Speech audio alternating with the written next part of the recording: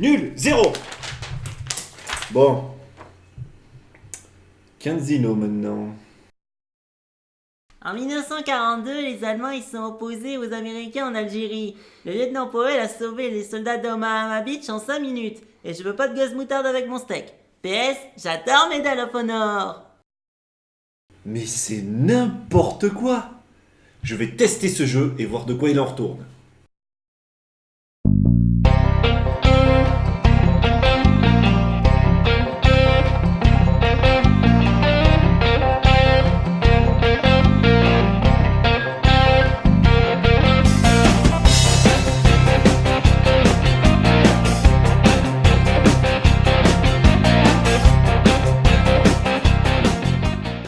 Bonjour et bienvenue dans l'Historien Gamer, cette nouvelle émission qui va vous parler de l'usage de l'histoire dans les jeux vidéo. L'une des périodes favorites des créateurs de jeux vidéo est la Seconde Guerre mondiale. D'ailleurs, de nombreux FPS nous plongent dans cette période. En même temps, les gens adorent les jeux violents avec des flammes de partout. Alors quoi de mieux que la Seconde Guerre mondiale?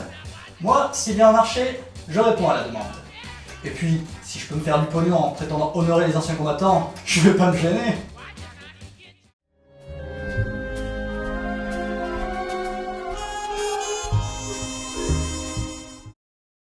Parmi ces FPS, aujourd'hui nous allons parler de Medal of Honor, Débarquement allié. Ce jeu est sorti en 2002, il a été édité par Electronic Arts et développé par le studio 2015. Il a également deux extensions, l'offensive et En formation. C'est parti! La première mission nous amène en Afrique du Nord lors de l'opération Torche en 1942.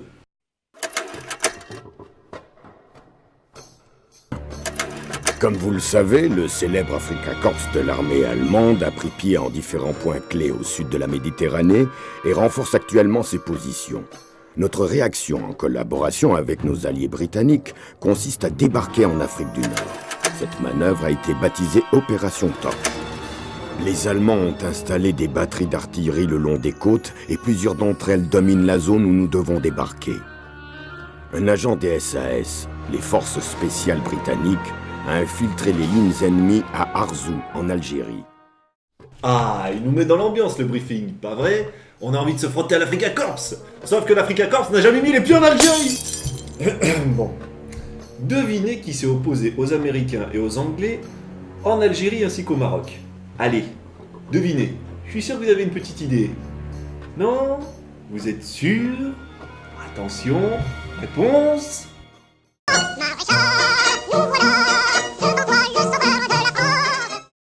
Et oui, c'est la France de Vichy qui s'est opposée aux armées de libération. Impossible n'est pas français, hélas. Les officiers français sont partagés entre le ralliement aux Alliés, la neutralité ou le combat avec le maréchal. La plupart des fantassins français préfèrent se battre avec les Alliés. Cependant, le choix des officiers fait qu'il y aura des combats pendant 4 jours entre forces alliées et forces françaises. Les combats ne durent pas plus longtemps, car les Français étaient mal préparés face à une grande offensive bien organisée. Les officiers français font le choix de la neutralité. Dès qu'Hitler l'apprend, ils se sentent trahis par Vichy et décident d'envahir la zone sud de la métropole. Dès que les officiers français en Afrique en sont informés, ils décident de rejoindre les Alliés. Ainsi, le général Darlan, le 12 novembre 1942, envoya un message surréaliste signifiant aux Américains son ralliement, se finissant par « Vive le maréchal et vive la France !» Je me demande bien comment les développeurs ont pu faire une telle erreur de contexte pour cette mission. C'est trop compliqué ça, mon petit Charles-Henri. Et puis, les clients américains ne connaissent pas Vichy. D'ailleurs, je n'ai jamais entendu parler de ce pétain. Alors, on va dire que c'est l'Africa Korps. Ce sont des Allemands dirigés par Rommel, le renard du désert. Ça fera bander le client. Je peux pas faire ça, c'est carrément faux. En tant qu'historien, je peux pas vous laisser faire des trucs pareils. Charles-Henri ?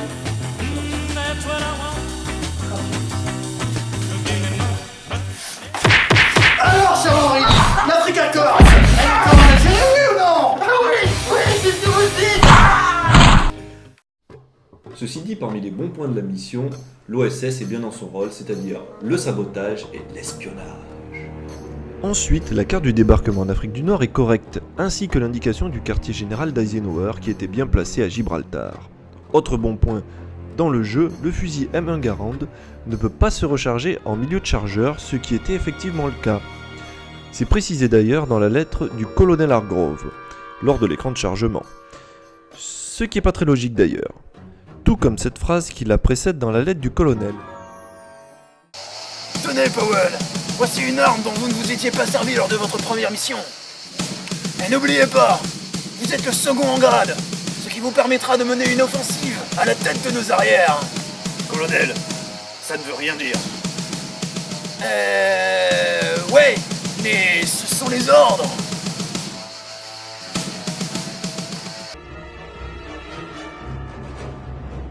Parmi les erreurs de la mission, il y a une arme anachronique.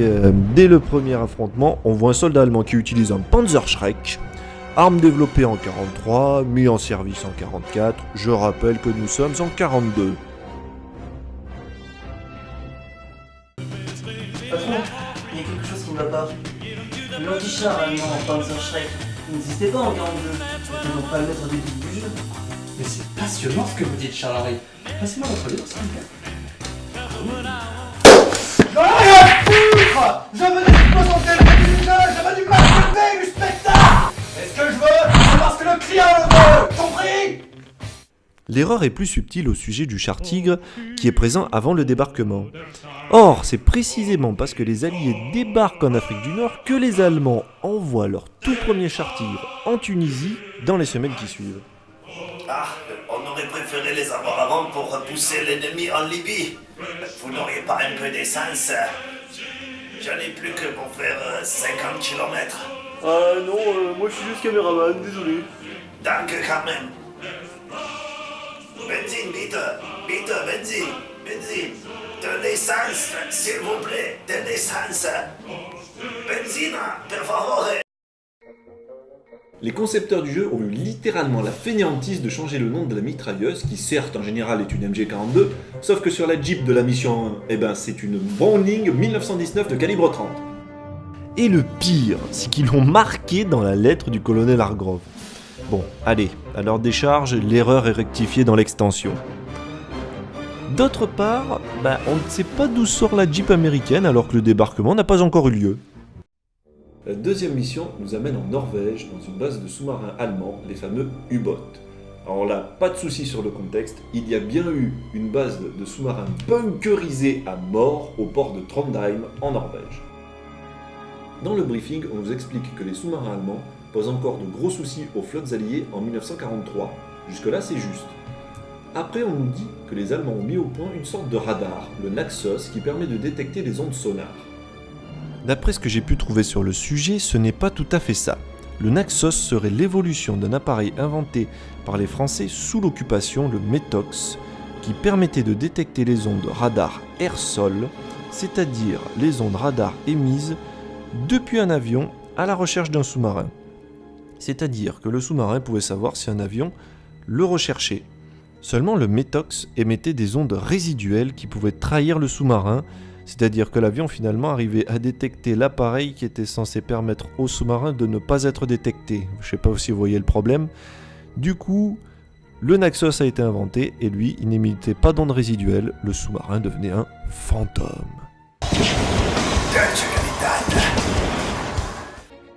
Le jeu nous permet d'utiliser une arme peu connue, le E-Standard silencieux développé spécialement par l'OSS. Donc nous sommes censés être dans une mission d'infiltration. Mais...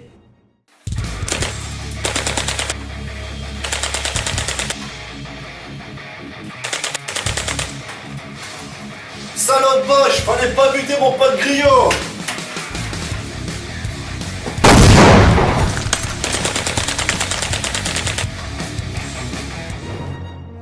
La discrétion n'est pas le fort de Powell. Bon, on peut le jouer de façon discrète, mais faut pas se faire contrôler par un officier. Ausweis bitte!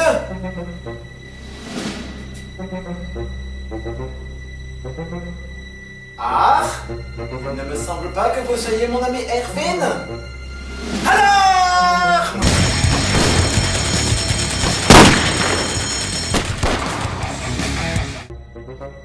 Du coup, ça donne ça. Ausweis bitte!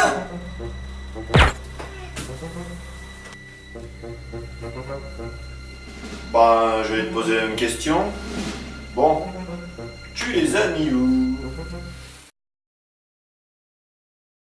La troisième mission, c'est le cœur du jeu. C'est celle que nous vendent la boîte et la cinématique d'intro. Profisoft vous invite à vivre un moment de violence balnéaire à Omaha Beach. Venez prendre un bain de sang et profiter d'un cocktail explosif. Nous sommes plongés en plein débarquement le 6 juin 1944 en Normandie. Évidemment, on nous a envoyés à Omaha Beach, là où ça a tourné au carnage. Le secteur de la plage est même précisé, nous sommes sur Dock Green. La mise en scène de la mission est très largement inspirée du film Il faut sauver le soldat Ryan. Quoi de plus normal puisque les deux ont été créés par Steven Spielberg. D'ailleurs on sent, à travers la musique, le côté très cinématographique du jeu, dont l'ambiance est sublimée par les morceaux de Michael Giacchino.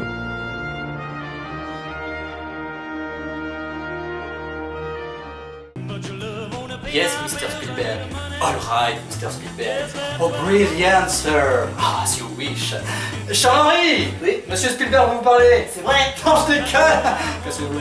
Allez, plutôt plancher, c'est notre super projet de jeu, César contre Napoléon. Yes, Mr. Spielberg. That's just that dickhead, Charles-Henri. Dans le jeu comme dans le film, la traversée de la plage et la prise des bunkers allemands se fait assez vite. En réalité, les combats ont duré plus de 4 heures pour qu'il y ait une première percée.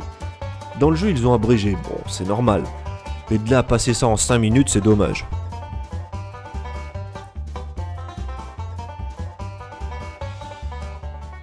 L'attaque d'Omaha Beach s'est très mal passée pour plusieurs raisons. Les bombardiers ont lâché leurs bombes trop tard, ratant les lignes allemandes. Les pilonnages d'artillerie navale n'ont pas eu un gros impact sur les fortifications de la côte. Les blindés amphibies censés aider l'infanterie ont coulé comme des pierres car ils ont été lancés trop loin des plages. Les débarquements d'infanterie, ils n'ont pas eu lieu aux bons endroits. Les soldats du génie qui devaient dégager les obstacles ne sont pas arrivés sur les bons secteurs, sans parler du fait que 40% d'entre eux ont été mis hors combat. Enfin, le matériel radio a été perdu à 80%. Allô chef, allô? Allez dire que c'est la merde, vous allez voir comme c'est facile sans radio. Donc au total, les Américains ont perdu 3000 hommes et les Allemands plus de 1000 sur cette seule plage. Engagez-vous, qui disait. La topographie du secteur de la plage est très exagérée. Alors certes, ce sont de grandes plages avec des digues de galets au bout. Seulement la falaise qui bloque la sortie de la plage n'est pas réaliste, pour la simple et bonne raison que les Américains avaient prévu de débarquer des blindés qui devaient avoir un passage vers l'intérieur des terres. En réalité, Omaha est surplombé de collines qui donnent l'avantage certes aux défenseurs, mais une colline, ce n'est pas une putain de falaise. Sans parler du fait que cette configuration de map est reprise dans des jeux comme Battlefield 1942 ou Day of Defeat. Et pour l'accent anglais, je vous emmerde. La suite de la mission nous emmène dans la terrible bataille de Normandie, ou guerre des haies. Les combats qui ont suivi le débarquement se déroulent dans le bocage normand. C'est un paysage très particulier, composé de petits champs quadrillés par des traits denses implantés sur des talus, ce qui fait que les routes sont très encaissées. De fait, les chars n'ont aucune liberté de manœuvre dans un endroit pareil, et les assauts de l'infanterie sont très périlleux. En revanche, pour les défenseurs, c'est l'idéal, car ils peuvent se cacher partout et ont un environnement très protecteur. Les Allemands l'ont très bien compris, et ils ont utilisé leurs mitrailleuses, leurs canons de 88 et leurs lance-roquettes pour faire vivre l'enfer aux Américains. Pour le coup, dans le jeu, c'est bien exploité. Normal. On a fait reconstituer le terrain par Charles-Henri. Allez, continuez à creuser. J'ai des clopes plein les mains. Pas d'excuse, continue. Il y a de nouveau une scène reprise du film Il faut sauver le soldat Ryan, à savoir la prise d'un radar mammouth allemand qui servait à la détection aérienne. Pour info, l'engin peut détecter une cible à 8000 mètres d'altitude et à 300 km de distance. Et nous, on nous demande de faire sauter le canon antiaérien à côté ? Y a pas un petit problème de définition de l'objectif stratégique là ? Nine, ne détruisez pas. Ceci n'est pas un radar, c'est une œuvre d'art industrielle. Observez la géométrie et le design à la Albert Speer. À côté, Botticelli, c'est de la Scheiße.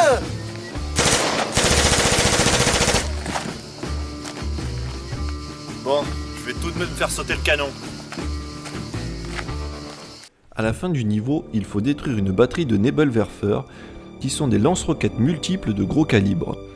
Ils avaient certes une portée efficace limitée, probablement 5 mm, mais dans le jeu ils tirent à 30 mètres. C'est un peu court pour de l'artillerie. Après, j'ai une question. Où sont les civils? On ne les voit jamais?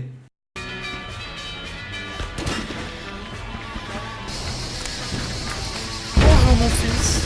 Pourriez-vous cesser de détruire notre village maison par maison, s'il vous plaît? Dieu vous le rendra. Écoutez, je préfère détruire 200 maisons plutôt que perdre 2 de mes hommes. Les maisons, ça se reconstruit. Certes, mais il y a encore des vieillards, des femmes et des enfants à l'intérieur. Bon écoutez, on est venu vous libérer. Vous préférez vos maisons de boue et les poches dedans? Sainte Marie-Mère. Je réprouve la violence. Dans la mission 4, nous nous battons toujours en France, dans la région de Saint-Lô, derrière les lignes ennemies. Cette fois, le scénario est presque totalement inventé, on est vraiment dans la fiction. Le principal objectif est de dérober des documents dans un manoir où s'est installé l'état-major des forces allemandes dans la région. Mais il faut également gagner des renseignements sur le nouveau char Tigre 2, dit Tigre Royal. Le scénario ne tient pas la route ici, car malgré que ce soit un nouveau char, en réalité, en juin 1944, il est déjà bien connu des Alliés. En effet, le Tigre 2 est sur le front depuis le mois de février et les Anglais en ont capturé plusieurs exemplaires tombés en panne près de Caen.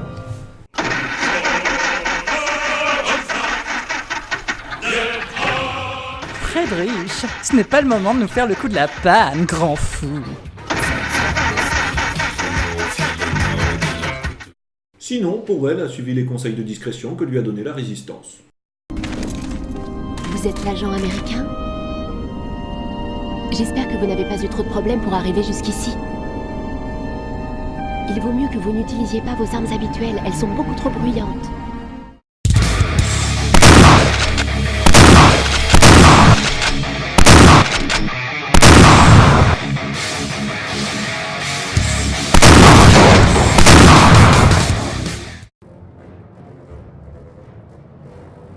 Cette mission se déroule en Bretagne en 1944.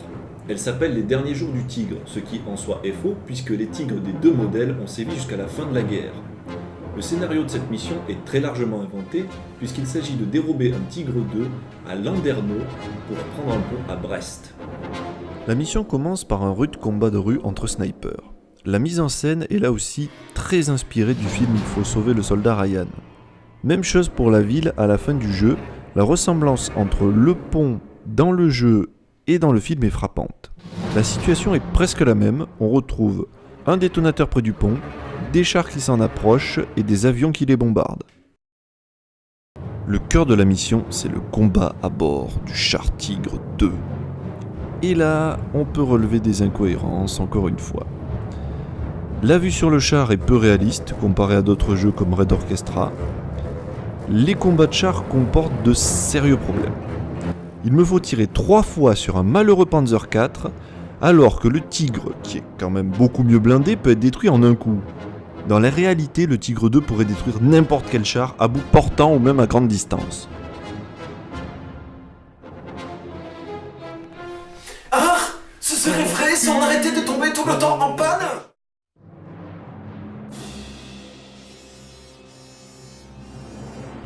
La dernière mission nous envoie nous battre en territoire ennemi, c'est-à-dire en Allemagne, au cours du mois de janvier 1945. Le scénario de la mission consiste à faire sauter une usine de gaz moutarde au fort Schmerzen. Ce fort semble avoir été inventé de toutes pièces car j'en ai trouvé trace nulle part. En revanche, la ligne Siegfried, où est censé se trouver le fort, a bel et bien existé. Au départ, elle devait défendre le Reich d'une attaque française en 1939, et elle a repris du service en 1944 avec l'avance des Alliés. D'autre part, le gaz moutarde fut bien utilisé pendant la Seconde Guerre mondiale, mais ce fut hélas à titre expérimental dans les camps de concentration. Hey, tu sais pourquoi Hitler s'est suicidé? Eh ben, c'est quand il a reçu sa facture de... Oh putain! Lors de cette mission, on doit aussi détruire une usine qui fabrique le STG-44, le précurseur des fusils d'assaut encore utilisés aujourd'hui. Il est présenté comme une arme secrète et peu répandue. alors que dès 1944, des centaines de milliers d'exemplaires sont utilisés par la Wehrmacht. Les Alliés en connaissent même l'existence avant même le débarquement en Normandie. Patron, on peut pas présenter le STG-44 comme une arme secrète, ça marche pas. Ils s'en branlent. J'adore la démocratie sous l'égide du patronat. Disparaissez de ma vue. Il en est où ce César contre Napoléon? Dans cette fin de jeu, on peut vivre des scènes surréalistes. Regardez, je suis obligé de me battre avec un masque à gaz alors que les Allemands peuvent se battre sans, dans une pièce saturée de gaz mortel. Ach, ceci est bien la preuve que nous sommes la race